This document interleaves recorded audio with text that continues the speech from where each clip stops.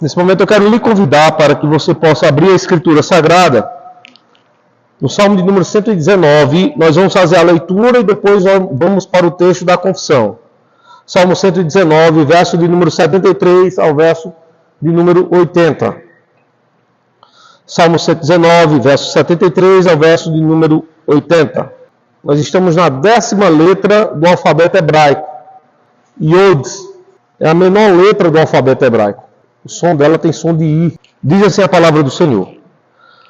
As tuas mãos me fizeram e me formaram. Dá-me inteligência para entender os teus mandamentos.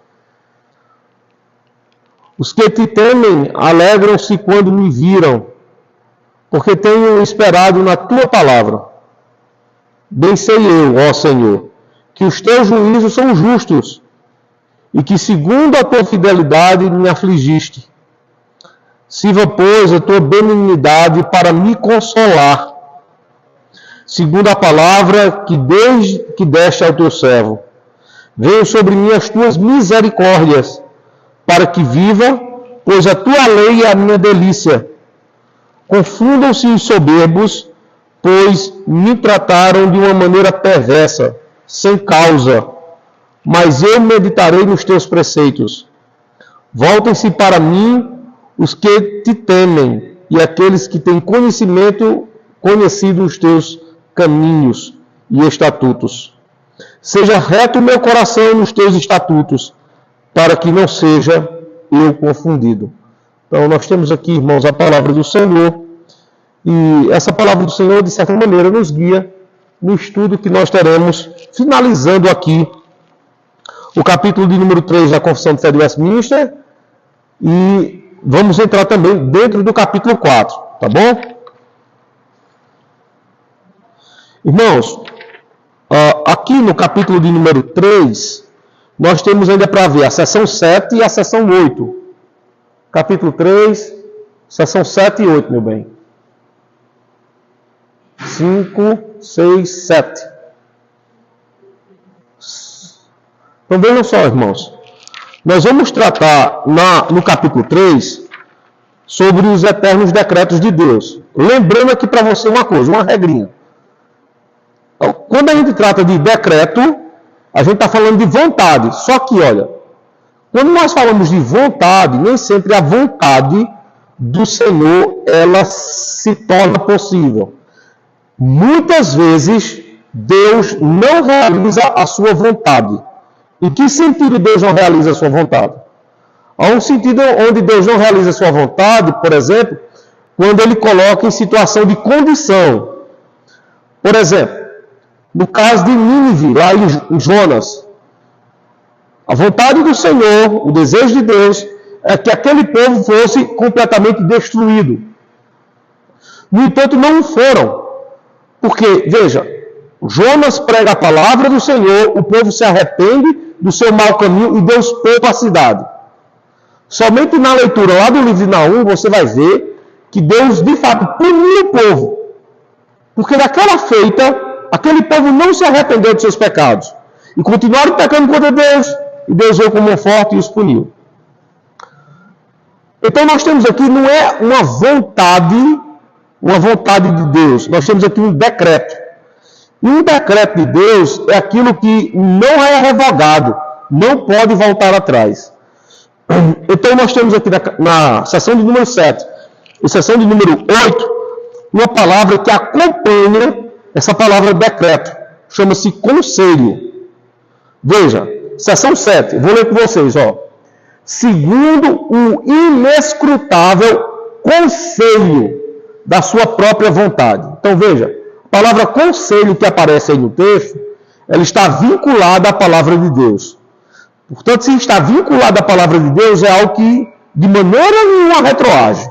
Então, segundo o inescrutável conselho da sua própria vontade, pela qual ele concede ou recusa misericórdia, como lhe apraz, de acordo com o seu desejo. A palavra apraz aí tem a ver com o desejo de Deus, para a glória do seu soberano poder, sobre as suas criaturas, o resto dos homens, para louvor da sua gloriosa justiça, foi Deus servido, não contemplar e ordená-los para a desonra e ira por causa dos seus pecados. Bom, bora traduzir todo o texto aqui. Esse texto aqui ele é dividido em 3 partes. A primeira parte vai até a palavra criatura. Segundo o inescrutável conselho da sua própria vontade, pela qual ele concede ou recusa misericórdia. Ou seja, o que é conceder e recusar misericórdia? Conceder e recusar misericórdia é Deus deixar de dar algo ao homem. Entenda só, todos nós iríamos receber a condenação fatal, porque todos nós em Adão pecamos. Deus, ele decide ou não usar misericórdia. Se ele usa de misericórdia, ele não nos dá. Se ele não usa de misericórdia, ele nos dá. Por quê? A palavra misericórdia tem a ver com tomada. Então, nós merecíamos a condenação, a morte eterna. Aí Deus usou de misericórdia para conosco. O que é que ele tomou de nós? A condenação. Então, nós iríamos ser destinados à morte, à condenação. Ele usou de misericórdia conosco, ele tomou a condenação de nós. E aplicou sobre Cristo. No entanto, o texto diz assim, concede ou recusa. Significa dizer que alguns homens, Deus não usa para com eles de misericórdia. Aqueles homens pelo qual Deus não usa de misericórdia, eles morrem nos seus delitos e pecados. Eles ouvem a pregação do Evangelho, mas não entendem. Eles veem a manifestação da graça, mas não percebem. Os seus corações, de acordo com o profeta Isaías, continuam duro, rochoso, como uma pedra. Um exemplo que nós temos disso no Antigo Testamento. Vejam só. Você tem um personagem no Antigo Testamento chamado Faraó, que era o faraó da época de Moisés. Ele ouviu a pregação do Evangelho. Moisés pregou para ele. Ele viu a manifestação da graça. 10 pragas. Não foi nenhuma, nem 2, nem 3. Ele viu 10. Uma só ele era suficiente. Mas ele viu 10. Na 10ª, Deus faz com que todo primogênito, todo filho mais velho do Egito morra. Aí o que é que ele faz? Ele diz assim, então Moisés, pega todo o teu povo e sumam do Egito. E o povo sai do Egito e entra no deserto. O que é que Faraó faz em seguida? Levanta carros e cavalheiros, o seu exército, e vai novamente na captura dos filhos de Israel. Passar 10 pragas, vejam só. Moisés chega com o povo diante do mar. Deus fala com Moisés, Moisés toca nas águas, as águas se abrem. Faraó viu aquilo. Então vejam só aí já eram 11 milagres. Mas o coração de Faraó estava tão obstinado que os filhos de Israel passam a pé enxuto. E Faraó faz o quê? Vai também querer entrar nas águas do mar. E o que é que lhe acontece? As águas fecham sobre ele, morre ele e morrem seus cavalheiros. A Escritura vai dizer que como estava, ou a condição que estava o coração de Faraó. E que condição, irmã? Endurecido como o quê? Como pedra. A palavra endurecido como pedra no Antigo Testamento é sinal de incredulidade, ou seja, Faraó mesmo vendo os milagres, o seu coração esteve endurecido, enrijecido como uma pedra. Agora, no Novo Testamento, por exemplo, Paulo pregando para os irmãos de Corinto diz algo interessante. Ele diz que Deus troca o nosso coração de quê? De pedra, e nos dá um coração macio, mole, de carne. Então é um sinal de conversão. Então os homens que não sofrem a misericórdia de Deus, vejam só, eles ouvem a pregação, veem os milagres, mas o coração ainda se torna quê? Duro como uma pedra. Ele não se converte. Então veja só, porque Deus recusa a misericórdia. Deus não lança misericórdia sobre esse homem. A segunda parte do texto é depois da palavra criaturas. Olha só. O resto dos homens para o louvor da sua gloriosa justiça, Foi Deus servido. A palavra servido aí é Deus tem prazer nele mesmo e agora decreta a sua vontade. Não contemplar e ordená-los para desonra. Então, se teve alguns homens que não receberam misericórdia, outros receberam. E quem são esses que recebem a misericórdia? Veja só, diferentemente de Faraó, alguns homens ouvem a pregação do Evangelho e não precisa de milagre nenhum para eles crerem em Cristo. Eles simplesmente vão a Cristo. Vamos dar exemplos agora? Novo Testamento. Cristo está passando pelas aldeias e opera sinais e prodígios. Homens têm perdão de seus pecados, os enfermos são curados. Mas alguns outros homens escutam tão somente Cristo chamá-los. Por exemplo, Pedro e André, João e Tiago. Eles ouvem Cristo chamá-los pelo nome e eles vão ao Evangelho, vão a Cristo. Então veja, o texto nos diz o seguinte, que Deus, para o louvor de sua glória, para ser servido, ele contempla e ordena alguns homens para desonra e ira por causa dos seus pecados. Então, alguns ele vai lá e retira da morte. Outros homens ele entrega à morte. É por isso que você é salvo, e é por isso também que há muitos perdidos. Escutam a mesma pregação, uns têm o coração amolecido pela pregação do Evangelho. Outros, meu Deus, você prega, ensina, anuncia. Pergunta para a pessoa, você entendeu? Eu entendi tudo. E aí, vai seguir a Cristo? Vou não. Vai mudar de vida? Vou não. Veja, existem pessoas que você só basta manifestar uma vez a palavra da pregação e aquela pessoa crê na graça e vem a Cristo. Então veja, alguns servem para desonra e ira e outros servem para receberem misericórdia. O mesmo exemplo que você deu do mar do meio ali serve nesses dois casos. Para que o povo de Israel Deus usou misericórdia. Para que o Faraó e os cavaleiros. ele reteve a sua misericórdia. Isso. Aqui sim. Aqui sim. Porque veja, a predestinação, às vezes assim, é difícil a gente falar nesse tema, mas é necessário. Por exemplo, a predestinação ela tem dupla via. Ela tanto serve para salvar, como serve para punir. Ela tanto coloca alguns homens destinados à salvação eterna, como Deus também destina alguns homens para a perdição eterna. É o mesmo fator. Agora, se você me perguntar por que que Deus salva uns e condena outros, aí a gente não sabe dizer. Lá. Propósito. A palavra predestinação tem a ver com propósito mesmo. Em que sentido?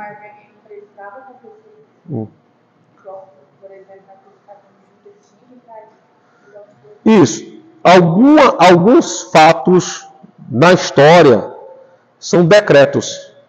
E quando é um decreto, ele não pode voltar atrás.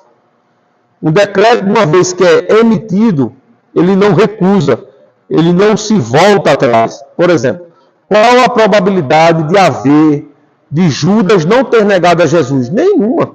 Inclusive, desde o Antigo Testamento, o próprio Judas era profetizado, Isaías fala sobre isso, de que ele iria recusar a Cristo. Aliás, não somente recusá-lo, mas iria entregar Judas. Não, Judas que traiu a Cristo. Sim. Sim, Pedro negou, mas a gente está falando, eu estou falando aqui no caso de Judas ter. Eu neguei, foi. Então, veja só, esqueça a palavra negar aí. Esqueça a palavra negar, trair. Então, qual a probabilidade, por exemplo, de um Judas não ter traído a Cristo? É nenhuma. Já havia um decreto para isso, nenhuma. Como também não havia a mínima possibilidade de Adão ter sido criado e não ter pecado. Era ordenança para ele pecar. Em que medida? Cristo, antes mesmo do nascimento de Adão, já havia morrido por todo o povo. Está lá em Apocalipse 17. Né? Seção 8. A doutrina deste alto mistério de predestinação, aquilo que você toca, deve ser tratada com especial prudência e cuidado. Por que prudência e cuidado? Quando os teólogos de Westminster estavam copiando os textos, na Inglaterra puritana, vejam só, haviam famílias de crentes que compunham a igreja, e dentro dessas famílias você tinha membros da família salvos e membros da família fora da igreja. Então, quando você vai anunciar a doutrina da predestinação, você tem que ter cuidado, mas entenda só o que é o cuidado. O cuidado não é deixar de falar a verdade, mas o cuidado é falar toda a verdade. E qual é o cuidado de deixar de falar a verdade? Irmãos, olha, nós estamos num tempo em que as pessoas vão para a igreja e esperam a pregação acerca de um Deus de amor. Mas quando você toca na palavra justiça e ira, as pessoas se espantam. Então, o pregador do evangelho, ele tem que ter cuidado em falar toda a verdade. Ele não pode ser criterioso para com a verdade. Por exemplo, você tem um ministro do evangelho que está pregando na igreja e dominicalmente ele diz assim: irmãos, o Senhor nos salva, Ele quer transformar a nossa vida, e a partir do momento em que Ele nos salva e transforma a nossa vida, nós vamos viver de bênçãos. Isso é verdade? Sim, isso é verdade. Mas é toda a verdade? Não. Por exemplo, se nós quisermos gozar de bênçãos de Deus, o pregador tem que avisar para a igreja que a igreja tem que abandonar o pecado. Que a própria igreja que vai viver de bênção também vive de tribulação. Que a própria igreja que vive de tribulação e espera o cuidado de Deus também é provada. E sabe qual é a condição de prova que a Escritura nos mostra? É pegando a imagem do eu que é colocado em fornalha. O metal que é purificado pela passagem do fogo. Ou seja, nós somos provados de forma extremamente pesada. Agora, deixa eu dizer uma coisa.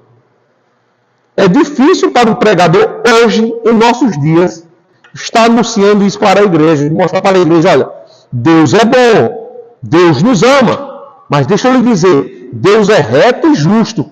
Ele pode nos punir se nós vivemos em uma vida de pecado. Então, a palavra que usa ali como prudência e cuidado, não é como muitas pessoas pensam hoje em prudência e cuidado. Qual é a prudência e cuidado? Não toque nesse assunto. Porque se você tocar nesse assunto, a família de fulano não vai gostar e pode abandonar a igreja. Pastor, não toque nesse assunto. Porque se o senhor tocar nesse assunto, vai perder fulano da igreja. Meu irmão, isso não é nem prudência nem cuidado. Isso é omissão. Prudência e cuidado é todo o conselho de Deus ser colocado para o conhecimento da igreja. Então, às vezes, a gente está querendo confundir aqui as palavrinhas ali, prudência e cuidado, com omissão. E pastores estão se tornando omissos, para que crentes não se afastem da igreja. Então, preste atenção nisso, viu? Então, a doutrina deste alto mistério, por que a palavra mistério é usada ali? Agora nós vamos ter que ir para a língua portuguesa. Vamos lá. O português que é usado aí é o chamado português clássico. E o português clássico não tem nada a ver com o português moderno. Mistério no português moderno, o que é que significa? É algo que está o quê? Oculto. Por exemplo, o que é que vocês estão vendo aqui no banco da frente? Nada. Mas meu celular está aqui. Isso aqui no português moderno é um mistério. Porque meu celular está oculto por trás do banco. Mas a palavra mistério ali não tem a ver com algo oculto. Tem a ver com a palavra apocalipse. Traduzindo a palavra Apocalipse, revelação. Então veja só, a revelação da predestinação. Então mistério aí não tem a ver com algo oculto, mas tem a ver com algo revelado. Para o nosso proveito, para o nosso ensino e para o nosso crescimento espiritual. Então a doutrina, e aqui em específico, viu gente? A doutrina da salvação, que é a doutrina da predestinação, ela serve para o nosso crescimento espiritual e ela tem que ser pregada com prudência e cuidado, ou seja, ela deve ser falada para a igreja. Agora vejam só, quando a gente vai falar sobre a doutrina da salvação, a gente só diz assim, Deus salva pecadores. E isso é verdade. Mas também a gente deve dizer, Deus condena pecadores. Deus é amor, mas Ele é justiça. Ele é tão amor que criou o céu para que provássemos dele. Mas Ele é tão justiça que o mesmo Deus que cria o céu, o mesmo Deus que cria o inferno, para punir homens eternamente. E isso é doutrina da salvação. Bora continuar aí, ó. A fim de que os homens, atendendo à vontade revelada, viu só? Ó, vontade revelada com o mistério, né? A vontade revelada em sua própria palavra, em sua palavra, e prestando obediência a ela, a palavra, possam, pela evidência da sua vocação eficaz. Outra palavrinha da língua portuguesa que merece tradução. Vocação eficaz ali é salvação. Então, pela evidência da sua salvação, certificar-se da sua eterna eleição. Detalhe do texto, olha só. Ele usa a palavra certificar. Certificar ali é simplesmente a ponta aguda da palavra certeza. Então, quando eu certifico de alguma coisa, é simplesmente que eu tenho certeza daquilo. Então, certamente, nós somos eternamente eleitos. Assim, a todos os que sinceramente obedecem ao Evangelho, esta doutrina, que é a doutrina da predestinação, fornece motivo de louvor, reverência e admiração a Deus, bem como de humildade, diligência, veja só, humildade, diligência e abundante consolação. Bora lá. Dois termos que são usados em textos diferentes. Olha só, eu vou para o texto aqui e vou mostrar para vocês dois textos diferentes. Ó. Ele usa aqui, ó, a palavra humildade e diligência tem a ver com Romanos 11, 5 a 6. E a abundante consolação tem a ver com esse verso 10 aqui de Romanos. Romanos capítulo 11. Qual é o segredo desse texto aí? Pode, abra. Bota do 5 ao 6. Deixa eu ver aqui na Bíblia. Aliás, eu estou com o texto aqui aberto. Romanos capítulo 11, versos 5 e 6. 11, versos 5 e 6. E o segundo texto tem a ver com 2 Pedro 1,10. Deixa eu ler para vocês aqui, ó. Romanos 11, versos 5 e 6, ó. Assim, pois, também agora, o tempo de hoje, sobrevive o remanescente segundo a eleição da graça. Remanescente segundo a eleição da graça é um povo separado para a salvação. Se é pela graça, já não é pelas obras. Do contrário, a graça já não é graça. O que o texto está querendo dizer? Que tem um povo que é remanescente, que foi salvo. Agora, segundo Pedro 1,10, volta lá no texto, meu amor, da Confissão de Fé de Westminster. Segundo Pedro, capítulo 1, verso 10, vai falar sobre abundante consolação. Olha só. Por isso, irmãos, procurai com diligência cada vez maior confirmar a vossa vocação e eleição, porquanto assim não tropeçareis em tempo algum. Ora, Pedro aqui estava consolando os crentes acerca da aflição da morte. Então, muitos crentes, na época do Império Romano, tinham suas vidas ceifadas. E como é que eles eram consolados? Com a palavra da salvação. Então, vejam só, José, volta lá para o texto, por favor, da Confissão de Fé de Westminster.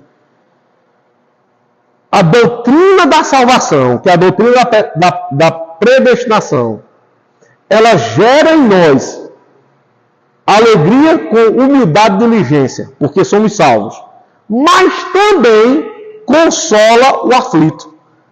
Você perde o seu ente querido que era crente. Aí qual é o consolo que você tem?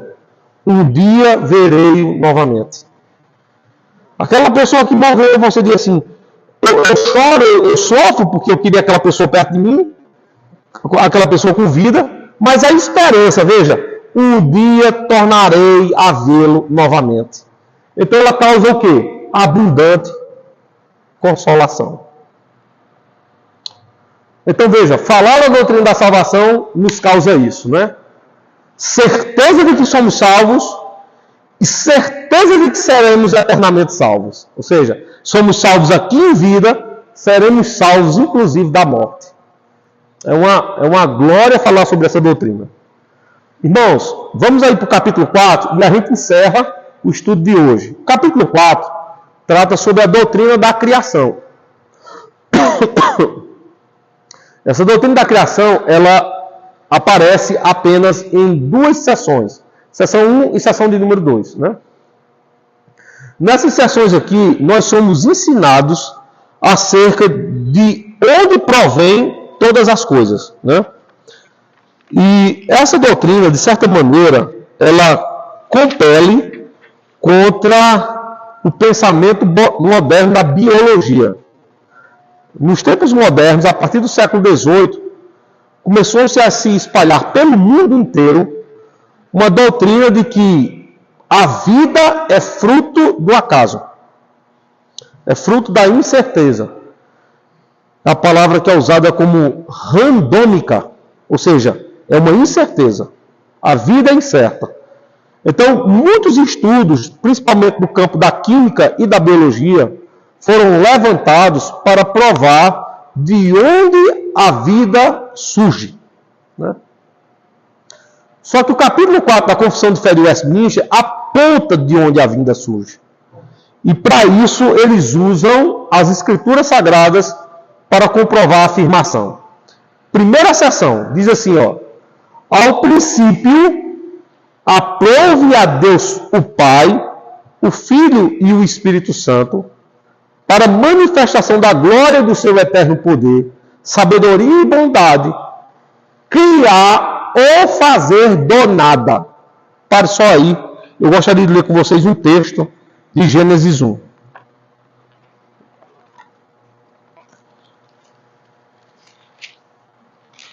O texto de Gênesis 1 nos diz assim, ó. E aí nós vamos comparar com aquela expressãozinha que tem lá na Confissão de Fé. No princípio, Gênesis 1:1. No princípio criou Deus os céus e a terra. Fique aí no verso 1. Olha a declaração. Meu amor, por favor, bota lá na Confissão de Fé. Olha a declaração da Confissão de Fé. Ela diz assim, ó. Criar ou fazer do nada. Aqui na Bíblia, essa expressão, criou Deus, é fazer do nada. Criar Deus aqui é fazer do nada. Então, toda a criação que está em Gênesis capítulo 1, ela é declarada doutrinariamente na seção 1, dizendo que foi Deus que fez todas as coisas e fez a partir de quê? Eis a diferença entre nós e Deus. Porque nós só podemos fazer alguma coisa a partir de uma matéria-prima. Por exemplo, o carpinteiro, ele projeta bancos de madeira muito bonitos. Mas ele faz bancos de madeira a partir de quê? Da madeira. Ele precisa da matéria-prima para fazer alguma coisa. O pedreiro, ele faz uma casa muito bonita, a casa dos seus sonhos. Mas ele faz a casa muito bonita, a casa dos seus sonhos, a partir de matéria-prima. Ou seja, tudo que nós fazemos a partir de alguma coisa. Agora, Deus faz todas as coisas a partir de quê? Olha o texto, olha. Do nada. É o que narra Gênesis capítulo 1. Quando Gênesis capítulo 1 diz assim, no princípio criou Deus, a palavra aqui é Bereshit bara Elohim. No princípio, Bereshit, palavra Gênesis, bara, cria a partir do nada. Então, Deus cria as coisas a partir do nada. Aí diz aqui, ó, no espaço de 6 dias. Se você ler Gênesis capítulo 1, todas as coisas que você contempla, toda a criação foi criada em 6 dias. E tudo muito bom. É um selo a expressão tudo muito bom. Hoje, modernamente, você tem aquele selo de garantia chamado, não sei se mudou o selo, mas eu conhecia por ISO 9001. Então, você vai comprar um produto, geralmente quem é muito criterioso, aí pega no produto, principalmente mulheres, né? Aí olha lá, aí quando vê o selozinho, ISO 9001, diz, não pode comprar, porque aqui é certificado. Deus também emitiu uma certificação na sua criação, na sua obra. Quando ele cria alguma coisa, ele dá um selo. Vamos pegar aqui apenas 2 exemplos. Nós podíamos pegar 6, mas vamos pegar 2. Bem rápido. Gênesis capítulo 1, verso de número 16. Não, meu amor, o pessoal olha na Bíblia, deixa lá na confissão. 1,16, diz assim. E fez Deus os 2 grandes luminares, o luminar maior para governar o dia, o luminar menor para governar a noite, e fez as estrelas. E Deus os pôs a extensão dos céus para iluminar a terra, e para governar o dia e a noite, e para fazer separação entre a luz e as trevas. Olha o selo. E viu Deus que era bom. Olha o selo. Ele cria os luminares, sol e lua, e emite um certificado. Muito bom. É bom. Aquilo que eu criei é bom. Vamos ver um segundo exemplo aqui, ó. Na criação do homem. Verso de número 21. Não, do 26, desculpa, irmãos. Na criação do homem.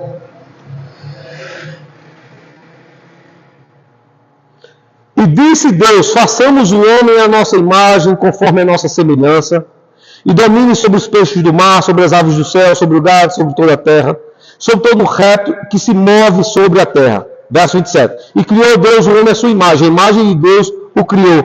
Homem e mulher os criou. Verso 31 agora. Logo depois de ele ter criado o homem. E viu Deus tudo quanto tinha feito, e eis que era, ao selo, muito bom. É o selo da criação de Deus. Do jeito que descreve aqui a Confissão de Fé de Westminster, né? Então, no espaço de 6 dias, e tudo muito bom, o mundo e tudo que nele há, visíveis, detalhezinho aqui da confissão, viu? Ó? Invisíveis. Uma vez eu estava fazendo um teste com o pessoal, nós estamos aqui na doutrina da criação. Eu vou fazer uma perguntinha aqui a vocês. Eu sei que vai ser um pouco difícil, mas vocês podem tentar acertar. Vocês têm 6 dias da criação. Está vendo aí, né? Gênesis capítulo 1, 6 dias da criação. Vou perguntar para vocês. Essa pergunta aqui é fácil. A segunda, um pouco mais complicada. Em que dia o homem foi criado? 6º dia. Certo? Ninguém duvida disso. Agora lá vem a pergunta difícil. Em que dia os anjos foram criados?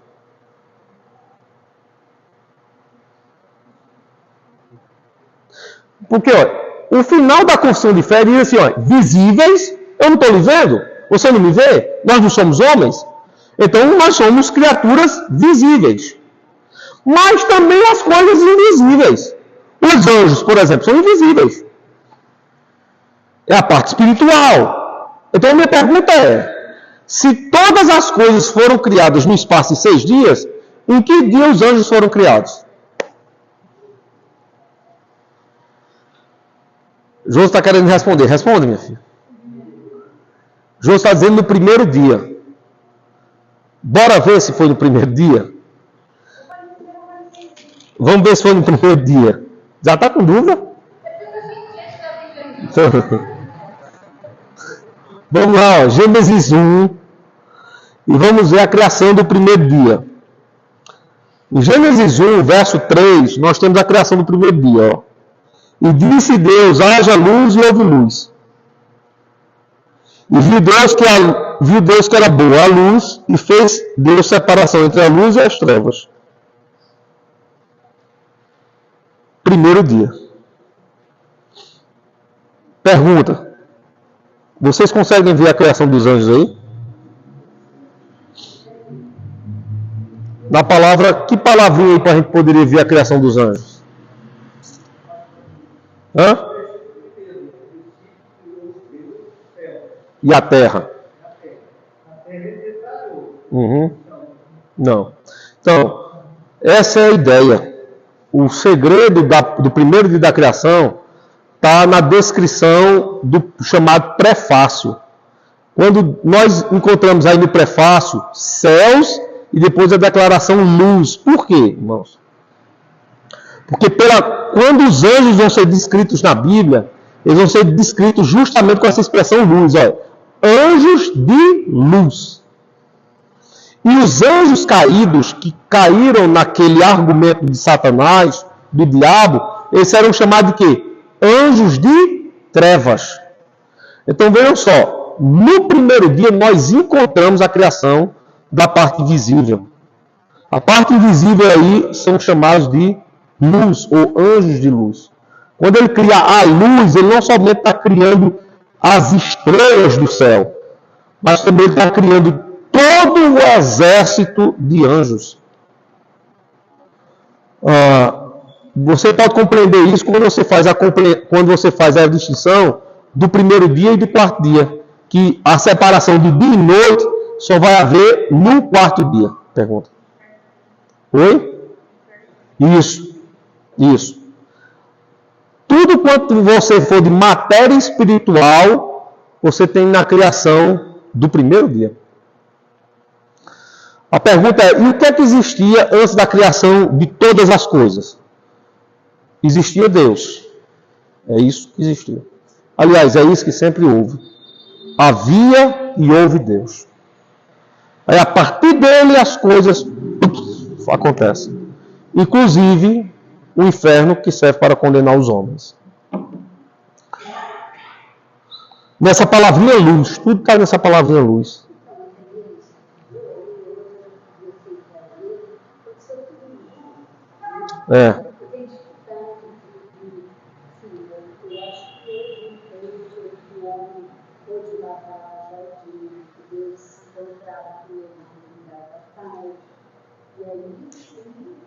Eu posso explicar. Queria ser igual a Deus, ser lançado para fora e começar a passear pela terra. Eu posso explicar isso aí, ó. Uma vez aqui na igreja, eu fiz uma pergunta para o pessoal. Já tinha feito essa pergunta antes na outra igreja que eu tinha pastoreado. O homem é criado no sexto dia. Aí quando foi que ele pecou? Aí eu dei uma resposta. Não.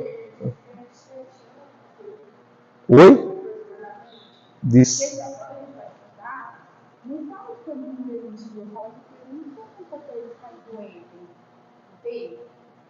Não tem isso na Bíblia. Eu posso mostrar isso para vocês, ó. Vamos lá, ó. Olha só. Não, assim, um dia para Deus, né? Não pro... Sim. Não. Olha só. Porque como é que a gente sabe que o dia que Deus criou lá na eternidade é um dia de 24 horas? Por causa da descrição do próprio texto. Eu posso ler isso com vocês, ó. Abram a Bíblia de vocês aí, no capítulo 1 mesmo. Vão aí, botem os olhos aí no verso 8 do capítulo 1. Diz assim, ó.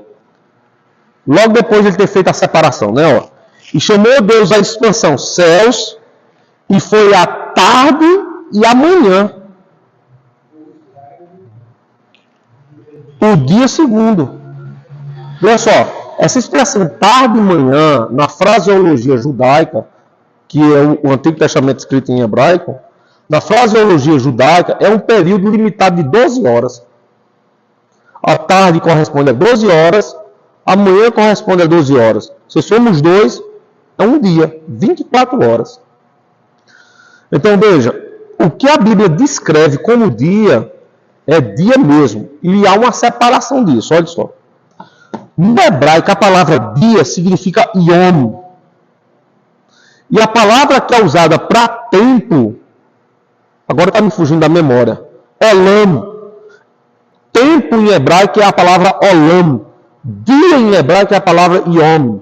Então veja só, se a gente, como alguns querem pensar, que os dias de Gênesis 1 são eras, são espaços gigantescos de tempo, então o autor de Gênesis não ia usar a palavra Yom, que é traduzido pela palavra dia. Ele ia usar a palavra Olam.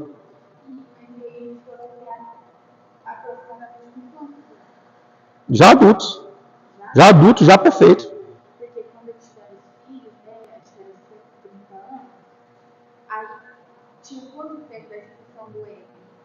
Não, olha só o que a Escritura Sagrada diz sobre isso. Você tem a criação do homem descrita em Gênesis 1. A criação da mulher descrita em Gênesis 2. Só que o que Gênesis 2 está narrando é de forma detalhada o que acontece em Gênesis 1. Aí você chega em Gênesis 3. Em Gênesis 3 está um detalhe de um aviso divino, que logo depois de ter criado aquele homem, ter criado aquela mulher, Deus imediatamente dá um aviso ao homem. Existem duas árvores no jardim. Uma do conhecimento do bem e do mal e a outra a árvore da vida. Da árvore do conhecimento do bem e do mal, não toque nela, porque se tocar você morre. Isso no 6º dia. Aí veja só, a Bíblia não diz no capítulo 3 que levou muito tempo para Deus ir visitar o homem. Olha o que a Bíblia diz no capítulo 3. Ó. Vamos ler de forma bem passada, olha só. Ora, verso 1. A serpente era mais astuta que todos os animais do campo, que o Senhor Deus tinha feito. Esta disse à mulher: é assim que Deus disse, não comereis de toda a árvore do jardim. E disse a mulher à serpente: do fruto das árvores do jardim comeremos. Mas do fruto da árvore que está no meio do jardim, disse Deus: não comereis dele, nem nele tocareis, para que não morrais. Então a serpente disse à mulher: certamente não morrereis. Ou seja, ela interpretou para Eva de forma enganosa. Porque Deus sabe que no dia em que dela comerdes, se abrirão os vossos olhos e sereis como Deus, sabendo o bem e o mal. E viu a mulher que aquela árvore era boa para se comer, e agradável aos olhos, e árvore desejável para dar entendimento. Tomou do seu fruto e comeu. E deu também a seu marido, e ele comeu com ela. A ideia do texto aqui é como se, no 6º dia ainda, Adão e Eva se encontrando com a serpente já os engana. A gente vai continuar com a leitura. Verso 7. Então foram abertos os olhos de ambos, Adão e Eva, e conheceram que estavam nus, e cozeram folhas de figueira, e fizeram para si aventais. Agora nós temos que prestar atenção no texto, viu? E ouviram a voz do Senhor Deus que passeava no jardim pela viração do dia. Qual é o problema aqui do verso 8? É que muita gente pega esse verso 8 aqui, é como se dissesse assim: porque todas as tardes Deus vinha para o jardim. O texto não diz isso. O texto diz que Adão e Eva, que quando eles perceberam que estavam nus, eles ouviram que Deus vinha no jardim visitá-los. O verso 8, portanto, é chamado de verso vivo e verso primário, porque não é repetido em nenhuma outra parte do texto. É uma exclusividade de Gênesis 3. Olha só como é que ele está. E ouviram a voz do Senhor Deus. O ouviram aqui é como se fosse pela primeira vez Deus, naquele dia, estivesse dirigindo a Adão para lhe dar uma notícia dura, coisa que eles nunca tinham ouvido antes. E ouviram a voz do Senhor Deus que passeava pela viração do dia, E esconderam-se Adão e a sua mulher da presença do Senhor Deus entre as árvores do jardim. E chamou o Senhor Deus a Adão e disse: onde estás? E ele disse: ouvi a tua voz soar no jardim. Temi, porque eu estava nu e escondi-me. E Deus disse: quem te mostrou que estavas nu? Por que ele não foi criado nu? Por que na hora que ele foi criado ele não dizia assim: Senhor, passa a roupinha também, porque eu estou pelado? Só que a palavra nu aqui não se refere somente à roupa. Se refere à glória. Na hora que Adão e Eva pecaram, é como se a glória tivesse lhe descaído do corpo. Sabe onde é que você encontra essa passagem repetida pela segunda vez? Quando Moisés desce do monte. Ele está vestido, a Bíblia diz, vestido de glória. De tal glória, de tal maneira que nem os próprios judeus poderiam lhe contemplar a face, porque não suportavam olhar Moisés face a face. Adão ali despiu-se de glória, ele estava em um estado de, literalmente, de queda. Ele pecou contra Deus. Agora, termina o capítulo 3. Dentro do capítulo 3, você tem a expulsão do homem, né? Está aqui, nesses versos finais aqui, versos 23 e 24, o homem é expulso do jardim do Éden. Você entra no capítulo 4, você tem aqui a formação de Caim e Abel. Agora vem a sua questão. O capítulo 3 tratou com a questão de Ruth. Porque o problema que Ruth fez aqui a mim é que talvez Ruth entendesse o seguinte, que todas as tardes Deus ia conversar com Adão e Eva. E não era isso que o texto mostra.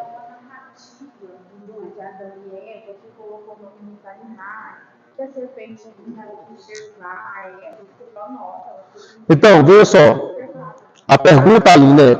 De fato, Adão deu nome aos animais, porque o capítulo 3 diz isso, mas a pergunta é, quando foi que ele deu nome aos animais? Não, assim, quando foi que ele deu nome a toda a criação? Não está dizendo que foi antes da queda. Pode ter sido depois da queda. Por que foi depois da queda? Porque o Éden, literalmente o Éden, era apenas para a posse de quem? De Adão e Eva. É até estranho, por exemplo, ao próprio texto, você ter ali uma serpente no Éden. Porque ali seria o habitat humano. A terra era para todas as espécies. Porque, olha, Gênesis capítulo 1 diz que na terra Deus criou todas as espécies. Na água Deus formou o seu exército. Nos ares nós temos o exército das aves. Mas o Éden era o habitat humano. É como se o Éden fosse a casa de Adão e Eva. E o restante do globo, a casa de toda a criação. Como é que Adão poderia ter dado nome a essa criação se ele estava no Éden? Entendeu? O jogo de palavras, por exemplo, Adão e Eva estão no Éden. Estão privados da criação. Eles têm acesso às árvores que estão no jardim. Então a ideia da fraseologia hebraica é que todos os nomes dos animais que foram dados por Adão e Eva foram dados depois da queda. E simplesmente quando eles haviam sido expulsos de casa do Éden.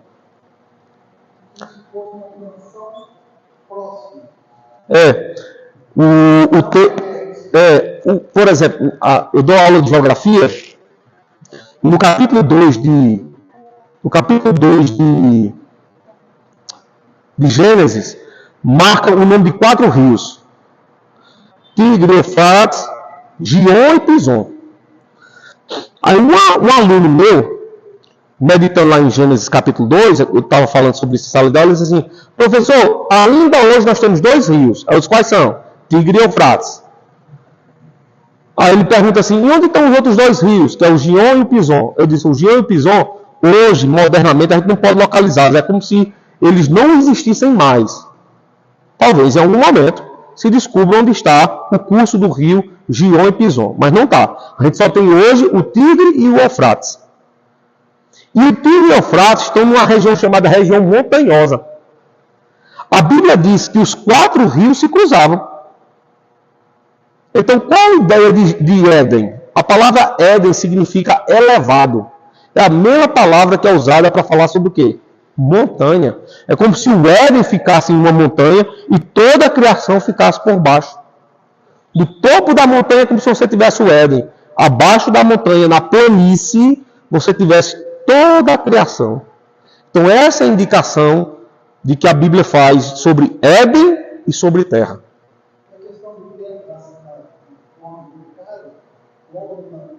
Do sexto dia?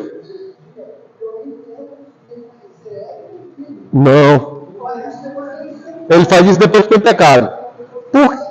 Por que é que nós dizemos que Adão e Eva pecaram no mesmo dia? Por causa do texto do capítulo 4 do livro de Hebreus. Hebreus capítulo 4 diz assim: e não entraram no descanso. O que entraram no descanso? No sábado, o sétimo dia, que era o dia de descanso. E interessante é que Deus repete isso no livro de Juízes. E Josué lembra isso para o povo. Olha, cuidado para não pecarmos. Porque se nós pecarmos, nós não entraremos no descanso de Deus. Como os nossos pais que pecaram. Veja, a lembrança dos pais ali não é somente dos pais biológicos. Está falando, inclusive, do grande patriarca, Adão. Que pecando contra Deus, não viu o sábado. Não gozou do sábado.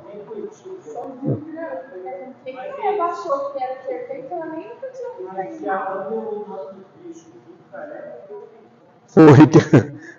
Ela dizia uma coisa, ele dizia outra. Isso aqui é gato, é cachorro. É gato, é cachorro. Então, a questão dele foi bem clara. Não, gente, mas veja, alguns detalhes de texto que a gente tem que observar. Olha só.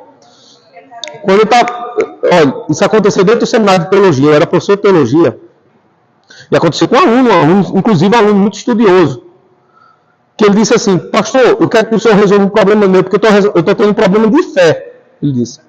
Eu disse: qual é o problema de fé? Ele disse: olha, em Gênesis capítulo 1, diz que Deus criou o homem e a mulher. Foi isso? Eu disse: foi. Só que em Gênesis capítulo 2, aliás, Gênesis capítulo 2, fala do surgimento de Eva. Quem é a mulher de Gênesis capítulo 1? Tem uma tradição religiosa que prega isso. Que diz que a mulher de Gênesis capítulo 1 é uma e a mulher de Gênesis capítulo 2 é outra. A de Gênesis capítulo 2 é Eva. Só que a de Gênesis capítulo 1, sabe como é o nome dela? Lilith. Lilith.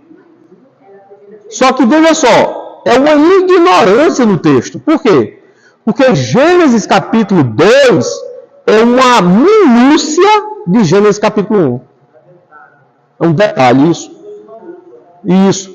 Por exemplo, eu narro uma história rapidamente, só que eu vou destrinchar essa história detalhadamente. É o caso de Gênesis 2. Então, Gênesis capítulo 1 e Gênesis capítulo 2 não está falando da criação de duas mulheres, mas de uma mulher. Só que Gênesis 2 está dando detalhe dessa mulher. E por que dá detalhe dessa mulher? Porque no capítulo 2 está dizendo que essa mulher que foi criada por Deus, que peca em Gênesis 3, ela é pura. Em Gênesis 3 mostra literalmente essa mulher caída, porque ela come do fruto proibido por Deus juntamente com seu marido. Seu marido cai, ela cai junto. E em Gênesis capítulo 3 vai mostrar que haverá redenção para essa mulher. A mesma mulher que introduz o pecado no mundo vai ser também pela mulher que virá a salvação ao mundo. Quem é a mulher que introduz o pecado no mundo? Eva. E quem é a mulher que traz salvação para o mundo? Maria. Não tem nada a ver, justamente. Então, veja só, quem faz essa defesa de duas mulheres é o judaísmo. O judaísmo é que defende uma mulher em Gênesis 1, uma mulher totalmente diferente em Gênesis 2. Nós não acreditamos nisso, porque não há um mínimo cabimento para isso, né? Ô, meu bem. Irmão, já bateu 9,5. Vamos terminar a sessão 2? E aqui a gente encerra o capítulo 4, tá bom? Porque o capítulo 4 é curto, é só 2 sessões, ó. Depois de haver feito as outras criaturas, Deus criou o homem, macho e fêmea. Então, o gênero humano é duplo. Olha, macho e fêmea. Então, veja, hoje, quando você vai pregar o evangelho, é dito para os pregadores terem cuidado para não ofender as pessoas, principalmente aquelas pessoas que têm problema de identificação sexual. Chama problema de gênero. Irmãos, o gênero humano já é definido. É macho e fêmea. Na biologia, o macho, XX, e a fêmea, XY. Sabe como é que é chamado macho e fêmea na Bíblia? Interessante. Você sabe que eu já falei para você. Diga aí pra gente. É a palavra Ish, Isha. Ish é homem, Isha é mulher. Ish significa pontudo. E Isha, que é mulher, orifício. Pontudo e orifício se encontram para a reprodução humana. Então você só tem dois gêneros, macho e fêmea. Com almas racionais e imortais. Aqui é que pesa a coisa. É que se a nossa alma é imortal, os que morrem em Cristo eternamente viverão com Cristo. É o lado bom. Os que morrem sem Cristo eternamente condenados. Condenados eternamente. Doutores de inteligência, retidão e perfeita santidade. Segundo a sua própria imagem. Ou seja, Deus é inteligente, sábio, é reto, é santo, e ele é o que mais? Perfeitamente santo. Santíssimo do hiperlativo, não é isso? Segundo a sua própria imagem, a imagem de Cristo. Tendo a lei de Deus escrita em seus corações. O poder de cumpri-la, mas com a possibilidade de transgredi-la, que é pecar. Sendo deixados à liberdade da sua própria vontade, que era mutável. O que é a liberdade da sua própria vontade? Quando Deus criou o homem, Adão e Eva tinham livre-arbítrio. Eles poderiam pecar ou não, mas eles pecaram. Além dessa escrita em seus corações, receberam um preceito, que é o mandamento, de não comerem da árvore da ciência do bem e do mal, do conhecimento do bem e do mal. Enquanto obedeceram a este preceito, foram felizes em sua comunhão com Deus e tiveram domínio sobre as criaturas. O que é domínio sobre as criaturas? Um lapso temporal. Agora a pergunta é, quanto tempo é esse lapso? Quando esse lapso de domínio completo sobre a criação, ela é do momento em que o homem é criado como um rei, até o momento em que ele cai e ele é tornado um mendigo. Então, horas. Veja só. Olha que declaração importantíssima aqui, viu? Enquanto obedeceram ao preceito, eles demoraram quanto tempo para obedecer esse preceito? Eles ouviram isso de Deus e imediatamente caíram em transgressão, né? Quanto tempo o homem foi feliz com Deus? Momentos da criação. Essa expressão felizes com Deus chama-se momentos da criação. Deus cria um homem e esse homem está feliz porque está contemplando a imagem do seu Criador. Deus ocupa-se da sua presença e ele sente vontade de já pecar contra Deus. Oi? Suicídio universal, né? Todos morreram. Oi? Criou Deus o homem. Aí Deus viu que não era bom o homem ficar só. Então ele a pergunta é quanto tempo? Porque é o seguinte, é isso aqui, Ruth, ó. Quando Deus usa essa expressão, veja, e viu Deus que o homem estava só. Porque, de fato, o que a Bíblia quer dizer é que primeiramente foi criado aquele homem. Então Deus formou o homem. Ora, ele sabia que ele estava só. Então é uma linguagem chamada de antropomorfismo para que a gente possa entender o que é que Deus faz logo depois de ter criado o primeiro boneco. Ele cria o boneco só para nele se tornar uma vivente. Ora, se Deus é onisciente, Deus não sabia que ele ia ficar só? Então essa expressão, e viu Deus que o homem era só, e pensou Deus, não é bom que o homem esteja só, não é que Deus está vendo o homem dizendo, coitado, ó rapaz, sozinho. Então, Se a gente crê assim, veja só, se a gente crê assim, a gente está atentando contra a onisciência de Deus. Ou seja, Deus não saberia que o homem estaria só, mas veja, o antropomorfismo é a Bíblia usar uma linguagem nossa, humana, para que a gente possa entender o que é que Deus pensou quando viu aquele ser humano sozinho. Então, quando ele cria o homem e lhe dá fôlego de vida, imediatamente ele faz uma mulher. É isso que sugere Gênesis 1. E fez o homem macho e fêmea. Mas você já tinha sido condenado antes. Já. O diabo já havia caído. Não, o diabo já havia caído.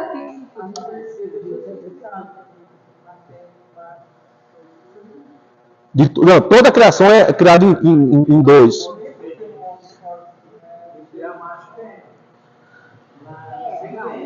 É porque você está se apegando nessa expressão, né? E viu em Deus que o homem estava só. E decidiu criar-lhe um agito. Ali,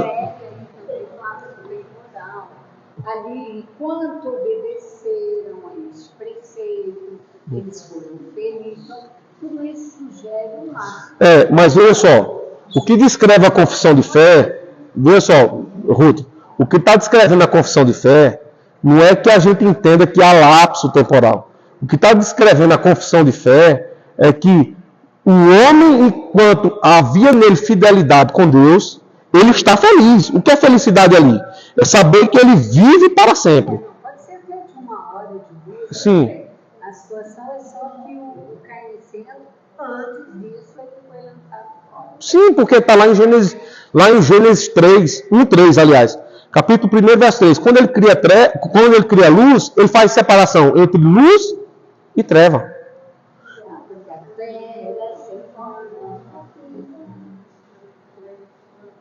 Não. Gênesis 1, você tem que ler o primeiro dia em comparação com o quarto dia. As luzes que nós vemos só vêm no quarto dia. Essas luzes que fala Gênesis 1 é aquela parte chamada invisível. As criaturas visíveis e invisíveis. É a invisível.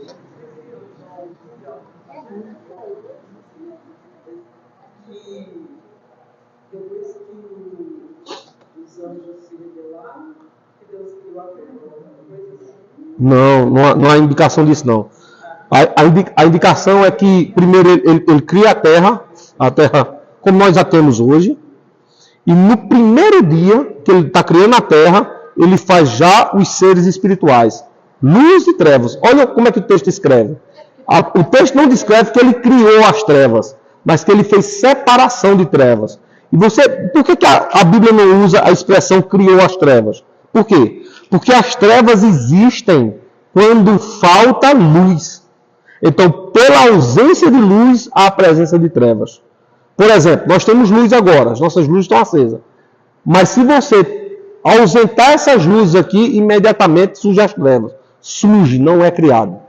Ou seja, todos os anjos foram criados bons, mas uma parte deles se desviou. Então, tornaram-se literalmente trevas. E quando se tornaram trevas, o que é que Deus faz? Separa. Não permite ficar no mesmo. É muito rápido mesmo. Isso, quando você lê Isaías 12 e Ezequiel 28, é no instante que urde isso no coração do diabo. No primeiro ato. Veja só, olha só. Olha como é a ideia do texto. O diabo, ele não é anjo, ele é um querubim. É um ser espiritual, extremamente poderoso.